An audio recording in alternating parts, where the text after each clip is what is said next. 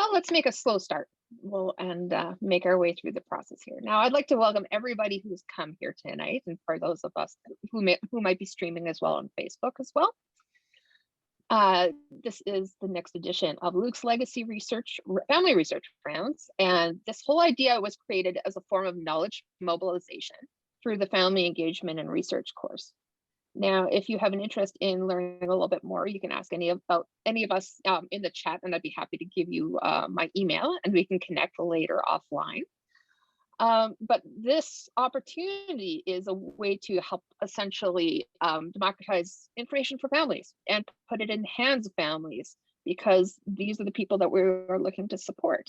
Now, I will be your host this evening. My name is Rachel Martins. I am a research engagement strategist with CanChild and Kids Brain Health Network.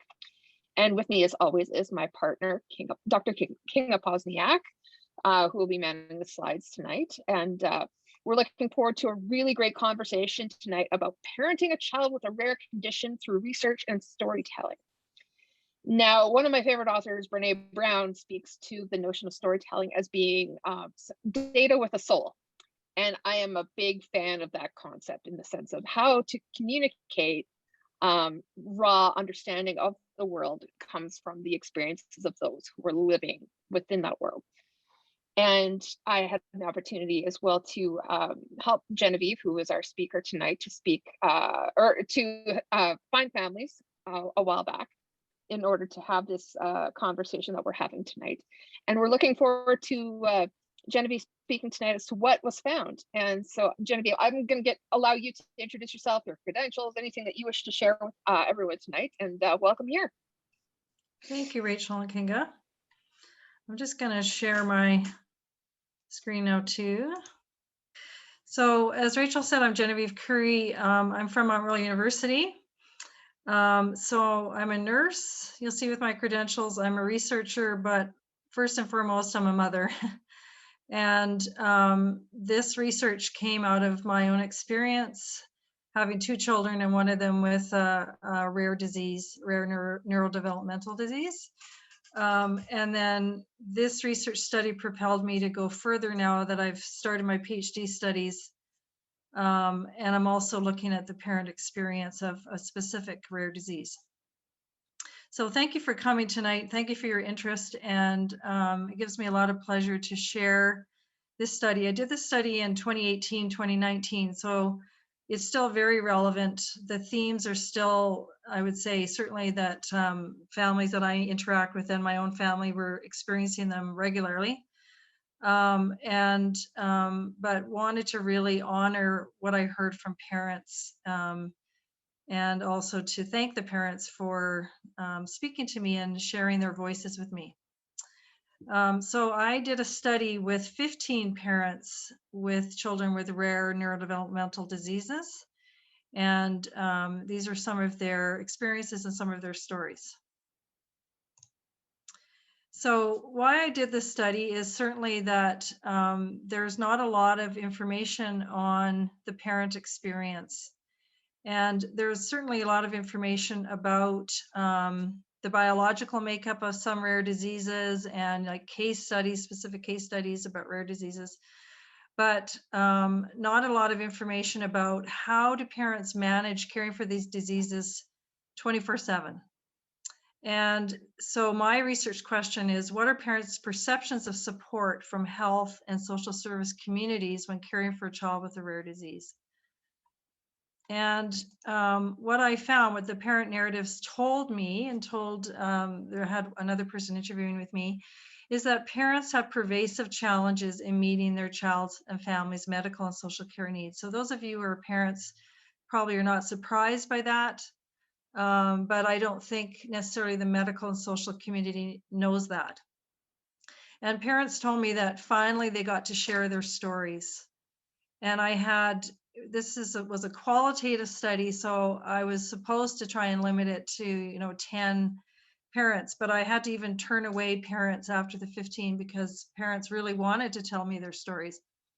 And so what did they tell me? Certainly that they're experiencing fragmented care, lack of integrated care, lack of a parent voice in decision-making and plan of care, um, lack of big picture thinking, considering the needs of the family, not just the child. So, how the child's medical needs, social needs influence the whole family. And again, if you're a parent, you wouldn't be surprised about that.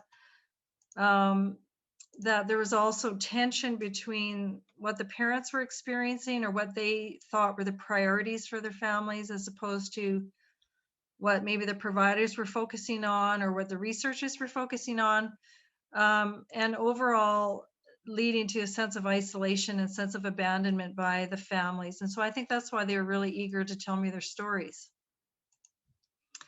So I use digital narratives, and so this is just to share with you that this is different than when other people will do digital stories. So some of you might have taken part in digital stories where you have a story to tell and images are used, and they can be very evocative, and they're good. I've done that myself.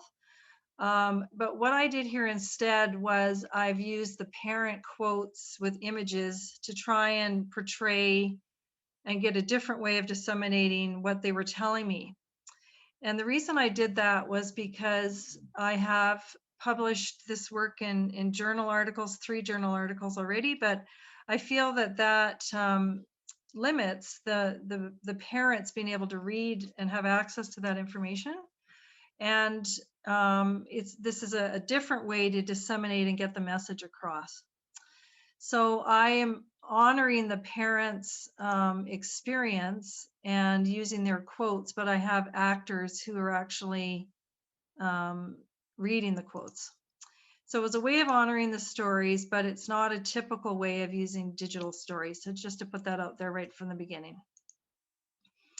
So certainly my first theme was called Rarity is Complexity.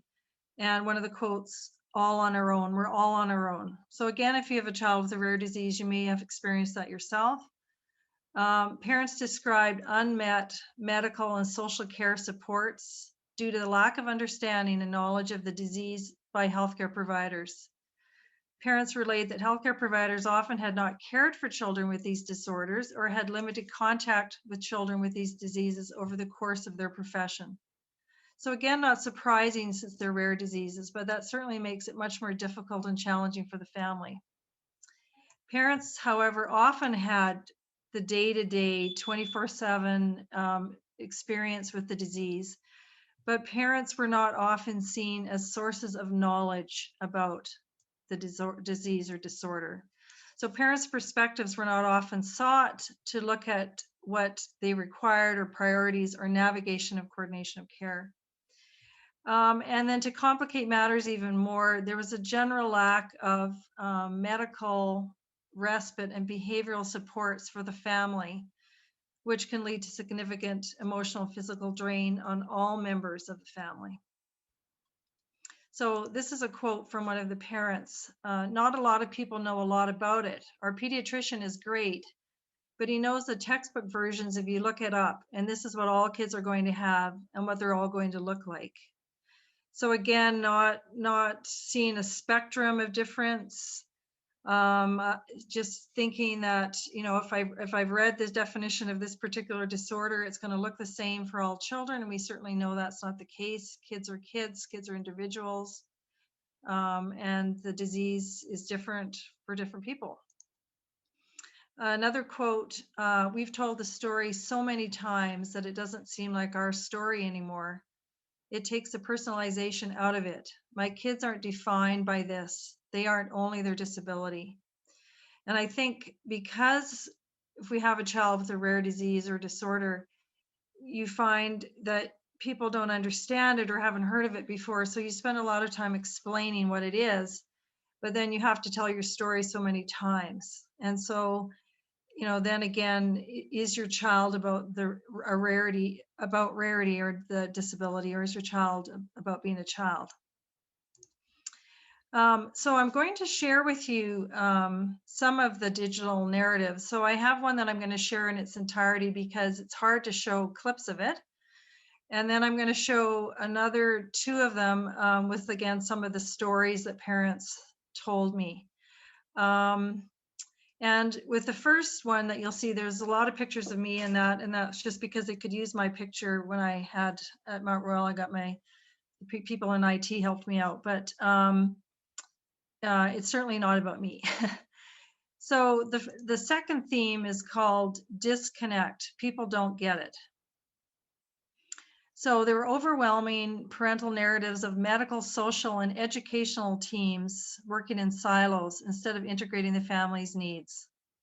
Parents have to navigate within and between these teams. So the medical team, the school team, the social disability team, and certainly other teams, and coordinate care for their own and child's needs. So this overall lack of medical and social coordination and collaboration can extend the family's frustration and burden of care. So that was very common, and I think that certainly has continued in many provinces in Canada, this lack of integration of care, where you have to see all these different providers who don't share information in a good way, and like it's not set up to share it in a good way. So now I'll show you like I said, one of the first narratives, and it's about 8 minutes long. People don't get it. 15 parents caring for children with rare diseases were asked to share their perceptions and experience of the medical and social supports that exist for their families within their local community. Parents described the disconnect and lack of medical coordination with the various clinics and specialists caring for their child. One parent voiced it well. All of the clinics at the hospital seem very disjointed. You're going to the GI clinic, but the GI clinic has no clue what the cardio clinic is doing. You really had to be on top of it and organized to make sure you asked the right questions. There was a sense of having to start all over every time. There were overwhelming parental narratives of medical teams working in silos instead of integrating the family's needs as one entity. Parents had to navigate between the medical teams and coordinate care for their own children's medical needs.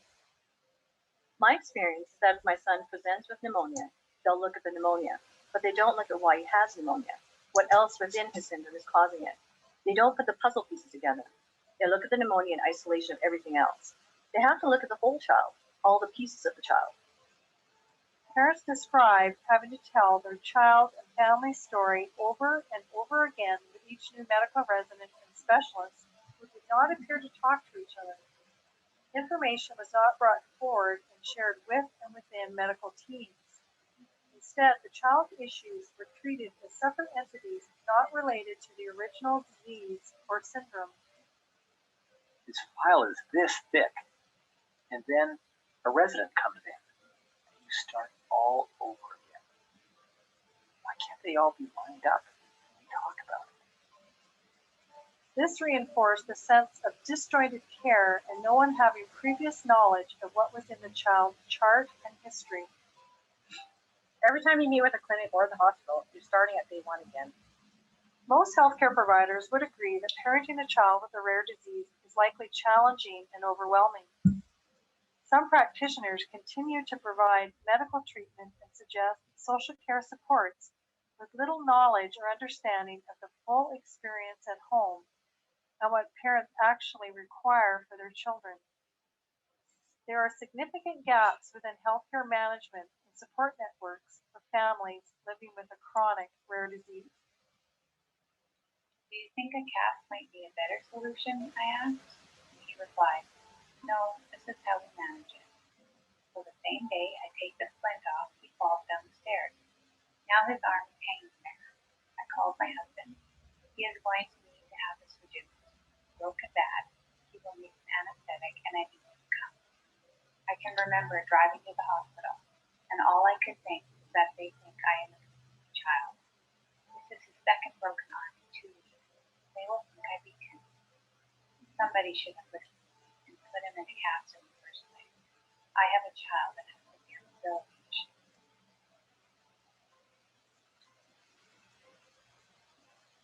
Highly effective community partnerships and resources are necessary to reduce the challenges of living with complex disabilities. Parents suggested having medical teams working together on case management instead of disjointed teams. I want the whole team in one spot that knows his disease. Another suggested an easier communication system. Email me. You have my email. You can send an email out and CC everybody. Why aren't we doing this? Why can't I draft an email and send it to neurology? They all do it. We can't do it until we see them. Then you have to call respiratory, cardiology, and neurology, and they have to call you back. If you know what's going to happen before the appointment, why can't we all send out an email? There's got to be a way to do it. It's frustrating because I wish there was a central knowledge source where there was all this information. If you don't know the right questions to ask, you're just waiting until someone gives you the information. There remains a large disconnect between healthcare providers when providing medical care. Parents described largely fragmented care delivery and disjointed, uncoordinated care. This raises several questions. Is this approach ethically sufficient in meeting the medical and social support needs of families? Is there a problem if care continues to be delivered in this disjointed manner? Is the present way of delivering care the appropriate strategy? Is there a problem with continuing to underemphasize the need for coordinated care? We would email the questions beforehand so that they could be prepared and they would know what we wanted to talk about. That is not appreciated. Oh, we don't need to talk about that. Well, we're trying to talk about it and collaborate with you. We are open to discussing other things, but these are the things we would like out of this appointment. No appreciation or collaboration, and that's the part that really sucks. Our findings support the need for formalized, integrated, structured partnerships and interprofessional teams centering on the care needs of children with rare diseases. Teams are more likely to foster synergy, connection, and opportunities to provide coordinated, holistic care. I think everyone assumes somebody else is doing it and nobody else is doing it. In addition, let's ask parents what they need. What would be helpful for you and your child today? What is the most important thing we could help you with today? If I don't know, I can try and find someone who does. Parents know their children best and often understand the syndrome or the disease better than anyone else. While providing care, let's have check-in points where we ask parents if the care and support we are considering makes sense to them and their child. Better yet, let's invite parents to share their voice within the integrated team of providers providing care and continue to involve them along the way. When asked what would work better to reduce disjointed care, one mother said, If you don't know what's available, you don't know what to ask for. It's not enabling me, it's empowering me. Tell me what the options are, and ask me if they would be helpful to me or not.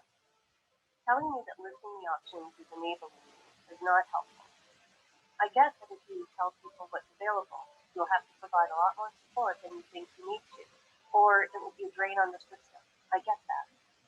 How can you know what you need or what you can access? when asked if any of the medical team ever inquired about how you were managing or coping, one mother's response was, Wendy at the clinic asked me. She said just breathe. She's the only one. I have said to her she's personable. You don't often get that.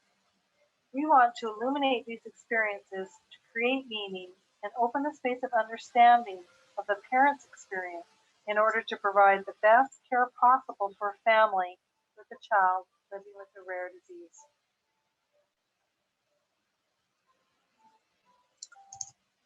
Okay, so hopefully you got some sense there of what some of the issues are from the parent's perspective. Hopefully you could hear it. I had trouble hearing it on my end, but I couldn't. Could you guys hear it, Kinga and Rachel? Yeah, For it the got most part. quieter here and there, but it was fine. Like I Okay. could make it out. I should have turned it up on my end, but then I didn't want to turn everything off. Just that parents are really, there's some tension there with them feeling that they have a lot to share and there's nobody asking them and that they have to navigate and do this work on their own. So that leads into the next theme, which is navigators without a map. You have to make your own path. So the narrative spoke to parents as caregivers having limited energy, limited resources, and trying to navigate complex and unknown multiple systems, including the medical, the school system, the disability system. and power structures within that to access care.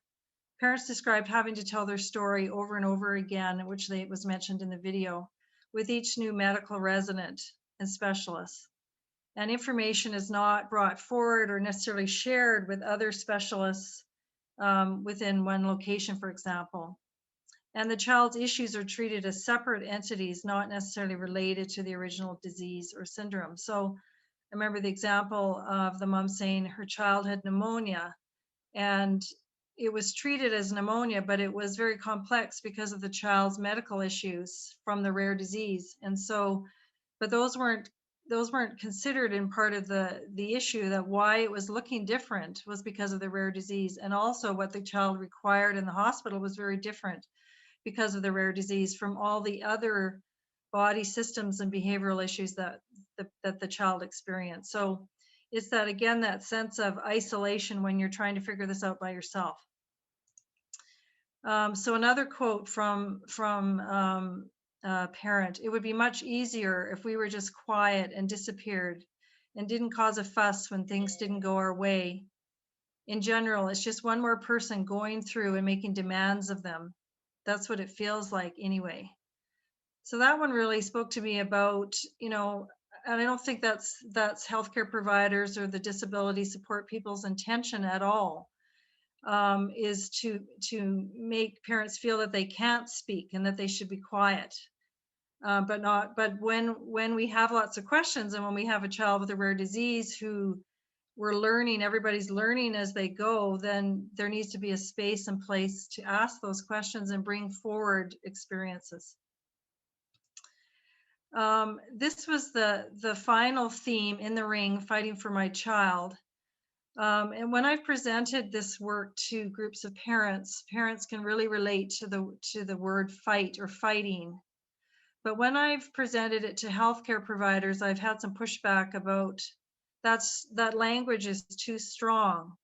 Surely they're not having to fight, right? And I've said, no, this is not my language. This was language that was repeatedly found in the 15 interviews that I did with moms and dads. And it's too bad, but people are feeling that they have to push against systems. So in this theme, parents relate the stress of trying to get answers, trying to get help, trying to get recognition that they need help.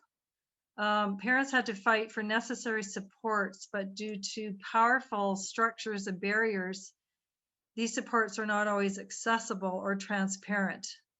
As well, parents relate a lack of appropriate medical and social supports due to misunderstandings by healthcare providers and social support workers of what parents really require 24/7 in caring for their children. So I just have a few quotes from parents about that as well from some of the stories. Imagine not fighting for my child. As if I don't fight for him, who's going to? I understand that not everybody is in a position to spend that time fighting, like working moms. I can't imagine how you would navigate that system. Even for me to navigate it, and I'm home. There's days where you want to pull your hair out. And then the next clip is also from one of the narratives, but there's also not a good story, but there's a story within the narrative. These untold parental experiences perhaps lead to a lack of appropriate medical and social support due to misunderstanding of what is actually, acutely, and chronically required by parents caring for their children. I was just at the hospital recently because he sprained his ankle. I took him to the ER. They were overbusy. He kind of fell through the cracks. A doctor who was supposed to see us didn't see us. Another doctor came. He said, "No, it's not broken." I tried to tell him my story. I have a kid who can't walk, and he goes to a middle school with stairs. He has cerebral palsy and gross motor challenges. What do I do? How do I manage this? His answer was, well, kids will heal pretty fast. You could probably go to Walmart and buy one of those lace-up braces. We were followed by an orthopedic surgeon and a neuromotor clinic. Should we be calling them? I couldn't even send him to school because he couldn't walk. His classroom is on the second floor. I went to Walmart. They don't make braces small enough for him. I can't take him because of his sensory issues. Putting a tensor bandage on him is going to slip, and he won't be able to manage himself. There I am, in an emergency room, where they have his complete history, and they aren't willing to help us. Maybe it's because I come across as making a bigger deal out of something than it needs to be. I don't think so. I feel like your child isn't ambulatory. I can't just buy him crutches. Too big of a motor task for him. This is where it's frustrating. I wish that there could be some other solution. I felt helpless. I knew my child was hurting. I've had a couple of times had circumstances with doctors, his orthopedic doctor especially when he was 3 or 4. He wanted to put him in AFOs, which are rigid plastic braces up to a knee. As a mom, I didn't feel it was the right thing to do. We have worked really hard to get to this point, and I'm afraid we'll go backwards. He will have to relearn how to walk with a different gait than he's used to. I consulted his physiotherapist at the time and said my gut is that this is not the right option. What do you think? She said she would go with me on this call and that he's doing fine when he is. He basically told me that it was fine to get the AFOs. If I did not get the AFOs, I could ruin my child's life and make him not be able to function as an adult walking properly. That would be my choice. He said orthotics and ankle supports are not covered by aids to daily living. I said, I don't care if they're not covered. I don't care about the money. I care about what's best for my child. He told me I was a horrible mother, that I was making a really poor choice. I stuck to my guns, and I think I was making the right choice. He was 4 at the time, and the doctor still brings it up to this day. He's now 10. Parents relate the stress of trying to get answers, trying to get help, trying to get recognition that they needed help.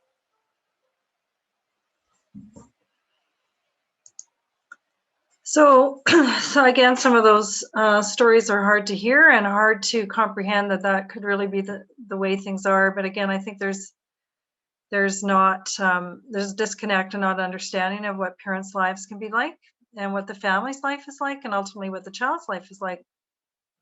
So we just wanted to open it up now, but just some takeaway messages to talk about what is next for parents and service providers and researchers.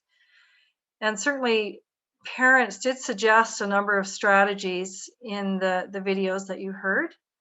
And I have a list of 2-page list of strategies they gave me as well. But, what could be some of the reasons these strategies are not put in place, and why do we continue to have methods of care that, do not often have enough family engagement or family partnership, but also that work separately. All the specialists work separately instead of working as a larger team to provide care for a child and family.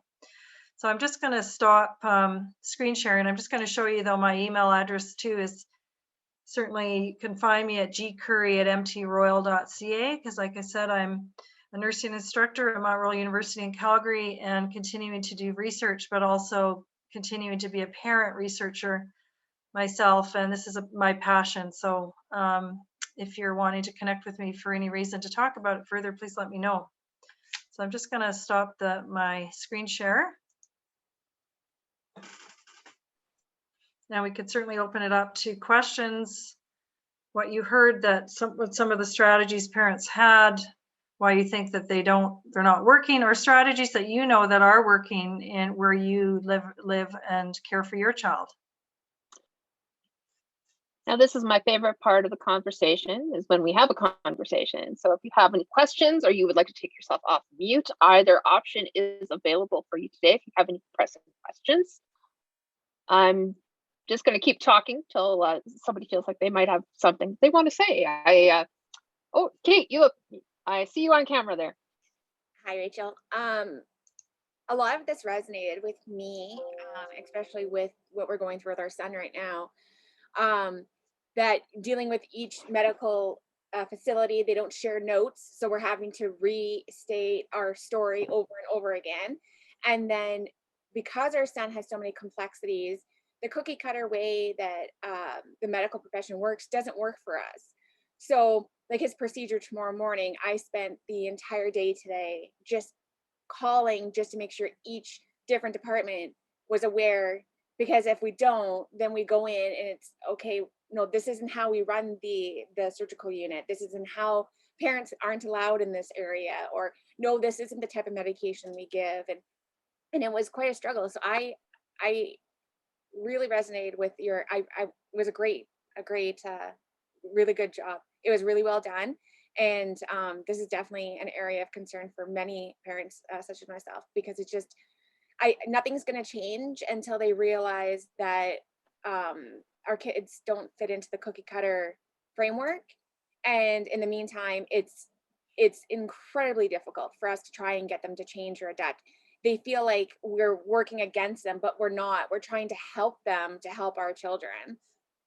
Yeah, thank you, Kate. I think I did this particular type of research because my son also has a rare disease, as I mentioned, and I was allowed to, it's interpretive method, so I can also, have my own story with that. But I would say that was so common for the parents, and from my own experience, that, the way the present system is that care is divided based on medical systems, right? So respiratory, endocrinology, cardiac, or whatever, neurology. But the child with the rare disease, that disease will affect multiple body systems which react differently than the typical child, right?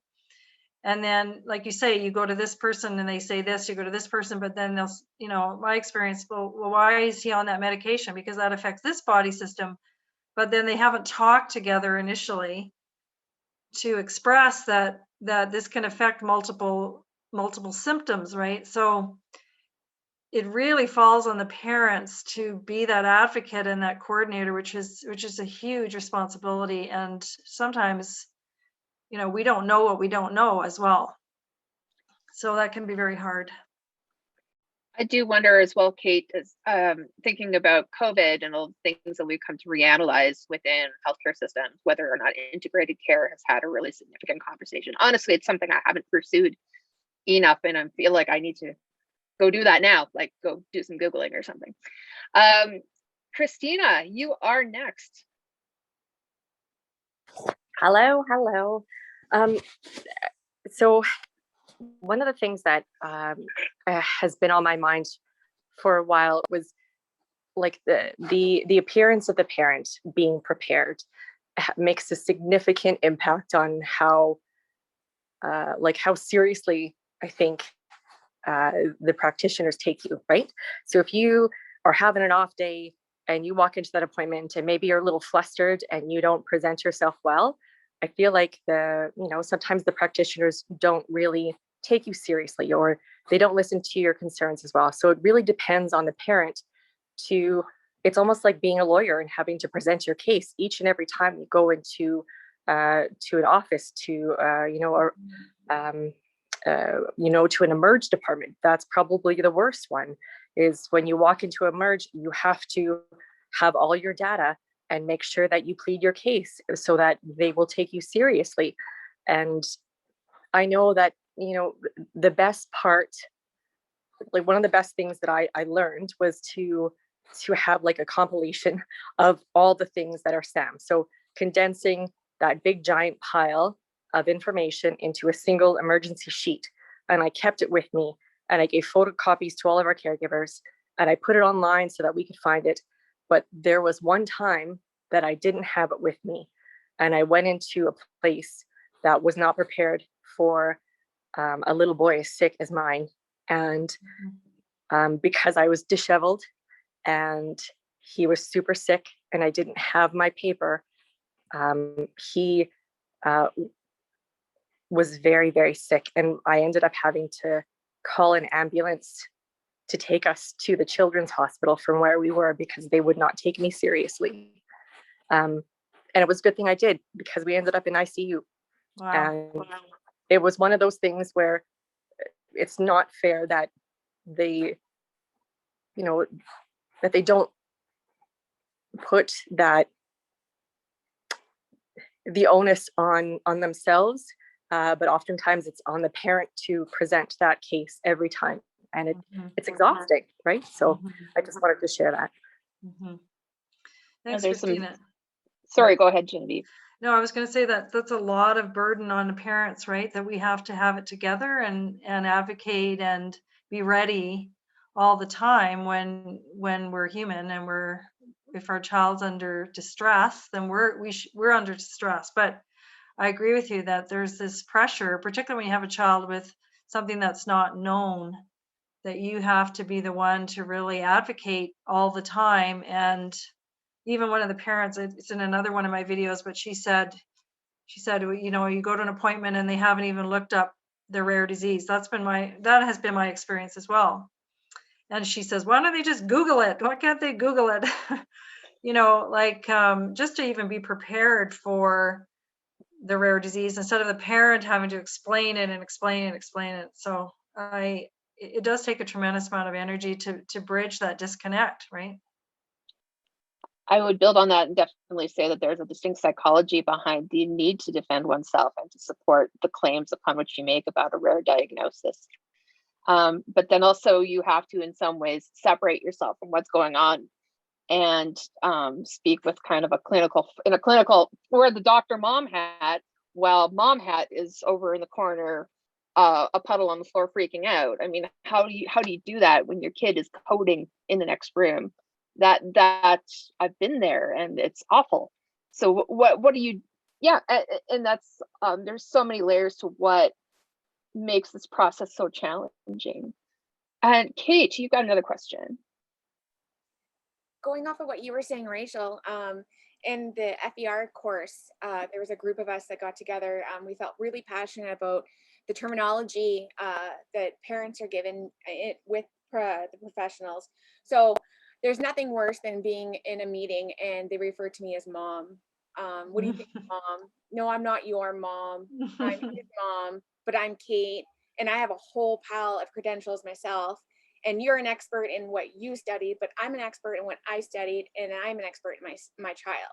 So give me the respect of calling me by my first name. And I feel like as soon as I answer a call or as soon as I step into an appointment and as soon as they say mom, it's almost like I feel like it's checked out. Like nothing I say is going to be taken seriously. I'm going to be, the panicky mom. I'm going to be the Googling mom. They're going to be like, oh, did you Google? Were you on Dr. Google looking that up? It's ridiculous and it's disgusting. And so actually there was a group of us, Rachel, that we got paired together and we're all like very, very passionate about this. So we're continuing our work in that and to make it that it's more recognized in the healthcare, world that parents don't like to be called mom and dad. And I guess a lot of doctors that we've been speaking to have been saying that they feel like it brings comfort to the parents and it makes them feel like it's a neutralized environment, not so, but they had a hard time. Anyways, they had a hard time seeing our sides. They didn't think it was disrespectful. And we're trying to explain that it's highly disrespectful to the parent because we are the experience experts of our child.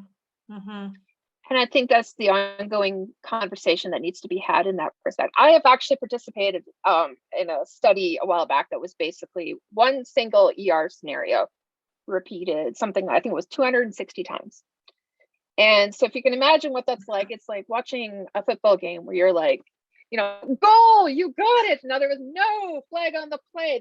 I don't watch football. That was a terrible analogy, but you get the general idea of what I mean, essentially, is that you can see the variability in outcomes that can come essentially from just uniquely being a human being, then at the presentation of something that's unique to the patient themselves, entirely complex, and chances are something you've never heard of, given the fact that there's 7,000 rare diagnoses. So where does one start a conversation in a really good way? And I think you're right in that respect, is that starts with understanding, how do you wish to be called today? Is it mom, Kate, things like that? That's step one. And so how do we I think we are due for a significant conversation about family-centered care from a unique diagnosis perspective. And from the challenges in Canada, we are only starting to discover and analyze this to a deeper degree. So we've got a lot moving forward. And Victoria mentions, as a new practitioner, this is mind-blowing. Thank you for sharing. It's all about the small actions that lead to significant impacts. Absolutely. And I have been one of those moms who has gotten on the TikTok. I don't do any dancing, but I follow a lot of science communicators, and I watched a physician talk about what it meant to have an ongoing relationship with a patient for 20 years. Just conversation, you get to know nice people, and what that meant when they were in a palliative care status and how utterly heartbroken it was. We want the outcomes upon which we are all mutually invested in the story, the ongoing story that is a patient's life, and that is with our kids. We want those good outcomes. We want that ability to feel that connection and to walk through this path together. You don't have to be best friends, but you've got to accomplish the same goals and be on the same, reasonably same plane. That's essentially what we're all looking to talk about today, for sure. Anybody have any other questions? Sam has her hand up. Oh, Sam, hi. Yeah. By all means. Hi, guys. I'm Sam. I'm a PhD candidate at Queen's, and my research focused on the emotional well-being of children and youth with severe motor and communication impairments. And I just wanted to thank all of you for sharing your stories, because they were very raw and honest. And for someone who's not a mom and I'm not a clinician, it drives my passion to help. Like, that sounds very not the way I wanted it to sound, but your lived experiences drives me to actually do the research and understand better. Because for me, I'm like, yeah, of course we have to understand the kids' expressions or the youth's expressions, but it's important about the familiar person and the parent's insight. And I'm like, how don't they get that? So seeing that disconnect and understanding your stories and how real they are really helps me. So I want to thank you all for sharing your stories. And Genevieve, I really enjoyed what you presented. So thank you. Thank you, Sam. And Sam will be presenting as well in one of our upcoming research rounds as well too. So you'll get to hear more about that project. So stay tuned. Thank you. I'll try and come. Kate, you have a question or comment? Oh, your hand was still up. Sorry, my bad. Kinga. Nobody else wants to go, then I have stuff to say. Genevieve, I loved your presentation. The thing that really, I think, hit me the hardest at the end was the quote from the mother who said that the doctor made her told her that she's a horrible mom. And I mean, I don't have a child who's medically complex or has a rare disease, but I certainly, I've experienced, feeling judged by like medical professionals, and I don't know, I find it astounding the amount of judgment and like mother blame and guilting the parent that still goes on. So I'm wondering, like, did you find that this was kind of a pervasive theme in the interviews that you did? Did a lot of parents express that? Yeah, there was like the one that went to Emerge and that wouldn't listen to her about the putting a splint on. So there's that people don't get the disease or disorder, or don't listen to your experience of it and treat your child like a typical child, right? So there's that, but there's also when parents have a difference of opinion than what the physician or the healthcare provider, or it could be disability supports for sure. There was a lot of negative feedback about disability supports, not taking the parents' story seriously, not taking the experience seriously, and feeling that they know better, or that maybe you're exaggerating, or maybe you're too intense, or maybe you're too emotional, or some of those things that we particularly for mothers. But I had 5 dads on the study, and they were also having the same experience of not being taken seriously and feeling like they had to, again, use that language, fight, but really, as someone said earlier, like had to present a certain way. I think Christina had to present a certain way in order to be heard. but then still discounted with how the experience may be different than what the provider thought it would be. It's sad. I mean, if I wasn't in this boat myself, you'd think, wow, those are just awful stories. I hope they're just one-offs, but I would say that they're not, from my own experience with my own son. I think you're so right. I helped co-author a paper actually that hopefully we have a lack of reviewers in the academic world, so it takes a while for these things to come out. But the international organization that changed, it was an international organization that changed the definition of pain from a clinical standpoint. It had not changed since the 1970s. And one of the things that came out was I talked to my sister who has a rare disease, and it's a very extraordinarily painful, rare diagnosis. They call it the suicide disease. So with a rare condition, I asked her, so what's your thought as to this clinical definition change? And she says, well, one of the challenges ahead is that, and this is the thing with rare disease, we are considered ineffective and poor narrators of our own experience. And I thought that's exactly what the challenge lies ahead with that. And Sam asked here as well too, how did parents receive the digital stories? Was there feedback, what they thought was visual representation of the findings? Yeah, so they were, I was the most worried about presenting them to the parents. Particularly, I actually presented it to some of the parents who I had interviewed. And Rachel was there. We did this at the Children's Hospital in Calgary to the rare disease support group. And people were crying and crying and told me, there and then personally how much they could relate to it. And, just thank you so much for listening. Thank you for believing my experience was worth, putting out there, and hopefully people will hear us, So for me, it was really empowering that it spoke to them as well. And then they also, would realize that each other was also experiencing similar things.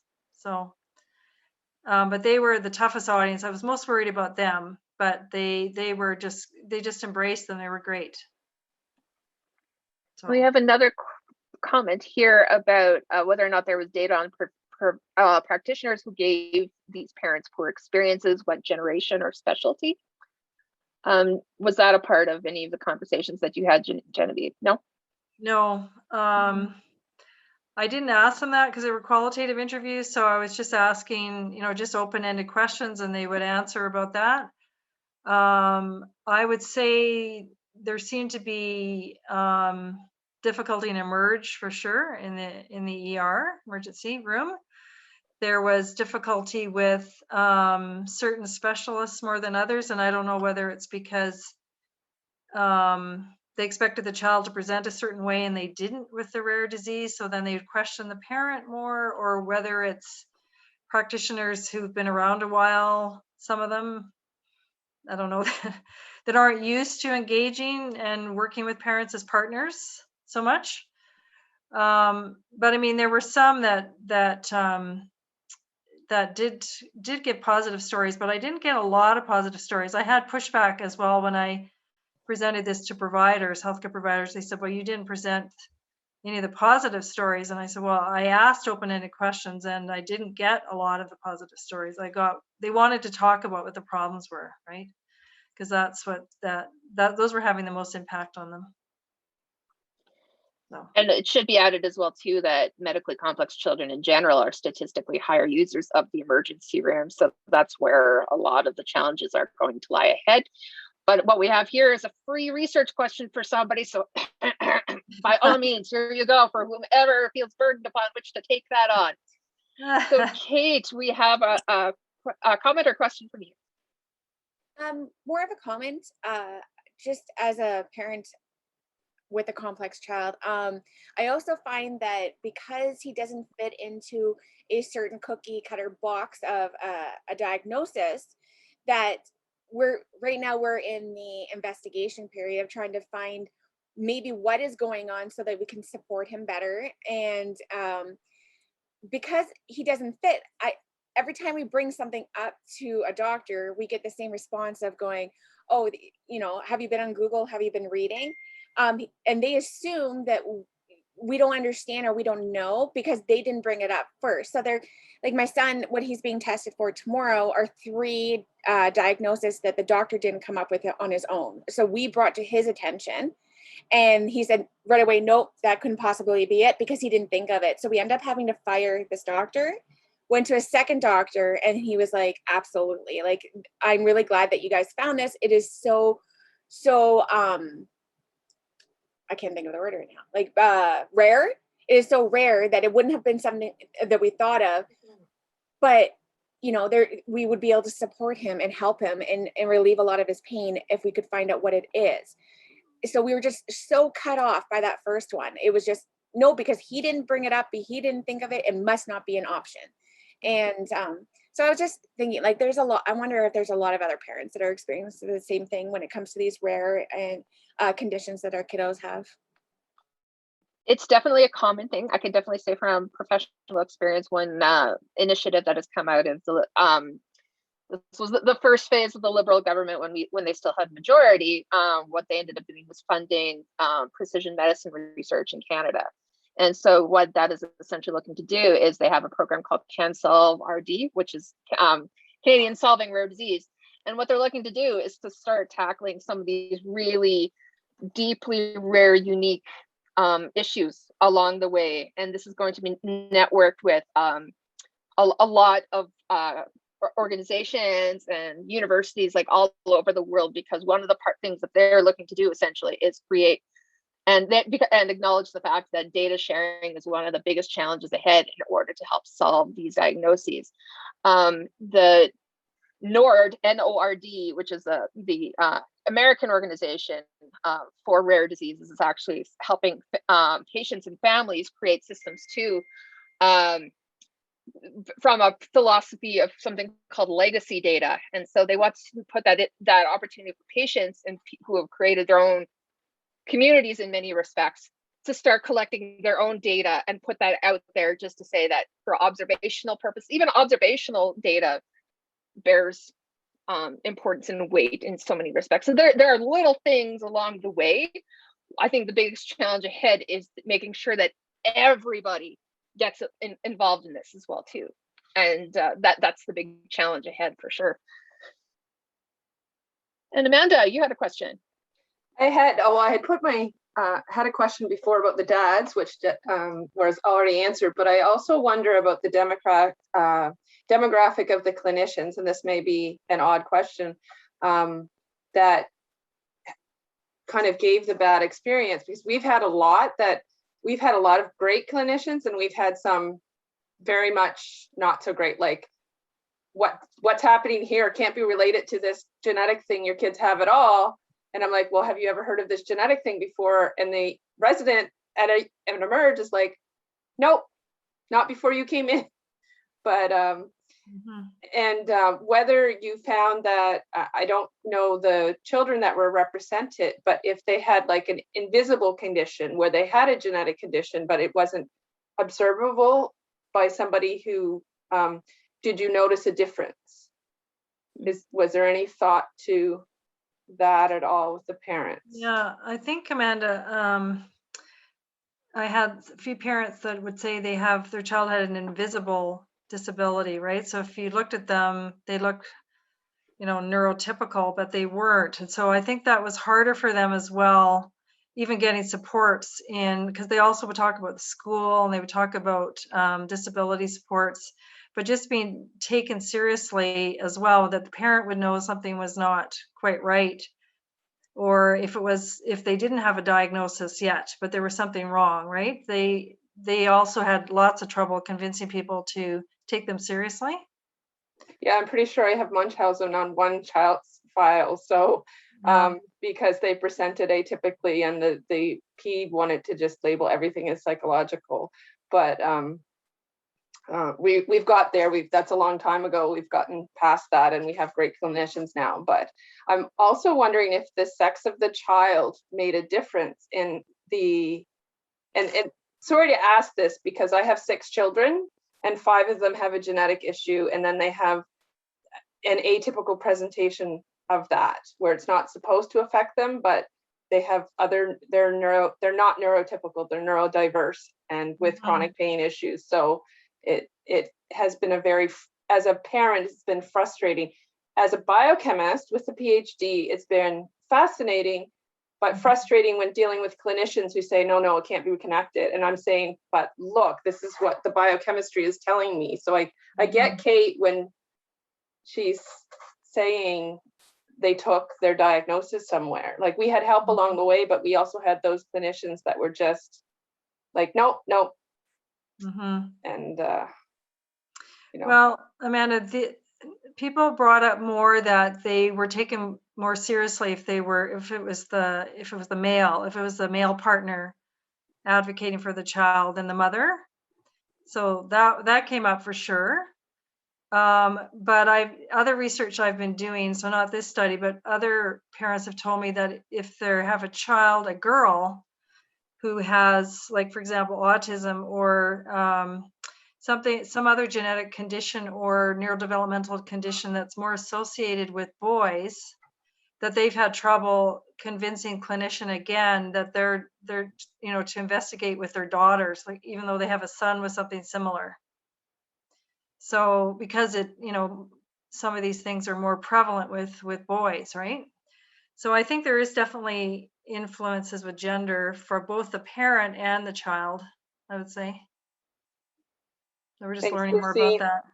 We are seeing that in the way my older two children were treated in number 4 now in their presentation. So it's very interesting. My son gets a lot more like time, listen to meds right away and stuff. Part of it is the experience, but part of it appears to be the gender too. Yes. So.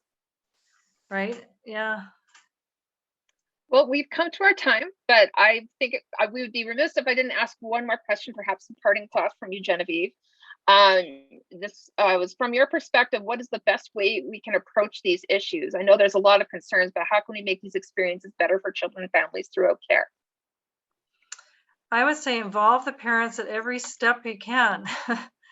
So, when they come in to see someone in Emerge or a specialist appointment, ask them, what can I help you with today? Or what is the most pressing thing today? And take that seriously. How we go in to see someone, a specialist or Emerge, and we fill out a form, and then you wonder, why did I fill that out? Nobody addressed those issues, right? But also then asking them, the parent, when your child's being examined or when your child is being assessed or when your child is in the hospital, is this typical? Is this what you've seen at home? Or what is this what you've noticed? Or what does your child need? What is it I need to know about your child? Use the parent as the expert with experience and get that knowledge transferred for better care for the child, ultimately, right? So see the parent as an expert and use their knowledge at every step along the way. Rachel, that's what I'd say. Thank you so much, Genevieve. Now, for this awesome experience, we want to thank you so much for sharing family stories, because that continues on and that sends ripples elsewhere.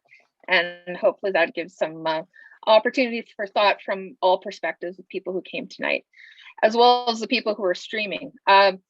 I have left my email in the comments there. If you have any further questions for Genevieve or for myself, if you want to learn more about the Family Engagement and Research course, be it as a researcher or as a parent, I'd be more than happy to forward some information to you in that respect as well too. Thank you again for attending tonight. Really look forward to next month. We'll be talking with oh my goodness, my brain. We will be having more information coming out soon. Anyways, apologies, I'm having a bit of brain fog tonight. Have a wonderful night, everyone, and we'll see you next month. Thanks, everyone. Thanks for coming and participating. Thank you, Genevieve. That was amazing. Oh, thank you. It was a pleasure to do it.